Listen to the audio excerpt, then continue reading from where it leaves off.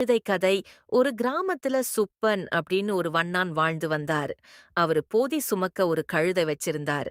அது ரொம்ப கீழ்ப்படிதல் உள்ள கழுதையா இருந்தது. தினமும் அதுதான் வண்ணான் ஆத்துக்கு போறப்ப அழுக்கு துணியெல்லாம் சுமந்துகிட்டு அவர் கூட போகும். இப்படி தன்னோட வேலைய சரியா தினமும் பண்ணிட்டு இருந்தது. ஒரு நாள் வேலையெல்லாம் முடிச்சு ரெஸ்ட் எடுக்கிறப்ப அந்த கழுதைக்கு ஒரு விபரீத யோசனை தோணுச்சு.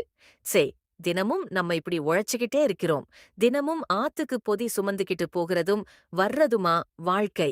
பேசாம விட்டத்தை பார்த்துக்கிட்டு 2 நாள் படுத்துட வேண்டியதுதான். சாப்பாடு கூட வேண்டாம் அப்படின்னு யோசிச்சுச்சு.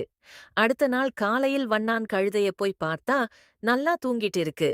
சரி, உடம்பு சரியில்லை போல தூங்கட்டும் அப்படின்னு வண்ணானும் ஆத்துக்கு போகல. கழுதைக்கு ஒரே சந்தோஷம்.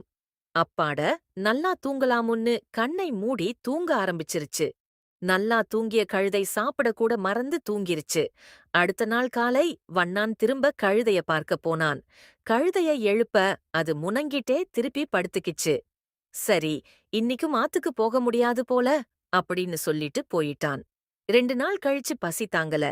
காலையில கழுதை எழுந்து நிக்க, அப்ப பார்த்து வண்ணான் வர, ஓஹோ, நீ எந்திரிச்சுட்டேயா? வா வா, ஆத்துக்கு கிளம்பு அப்படின்னு சொல்லி போதிய தூக்கி அது மேல வைத்தான். ஐயோ அம்மா, என்ன கனம் கணக்குது அப்படின்னு கத்த ஆரம்பிச்சிருச்சு. கத்தி என்ன பிரயோஜனம்? ஆத்துக்கு ஓட்டிட்டு போயிட்டான் வண்ணான். போற வழியில பசி கொடுமை, கனத்த பொதி, இத தாங்க முடியாம தட்டு தடுமாறி நடந்து போச்சு கழுதை.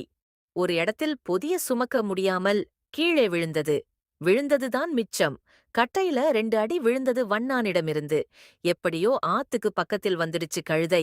கழுதைக்கு தீவனம் போட்டுட்டு துணி துவைக்க கிளம்பினான் வண்ணான். நல்லா சாப்பிட்டு வீடு திரும்பும் போது கழுதை தன் தவற்றை உணர்ந்தது.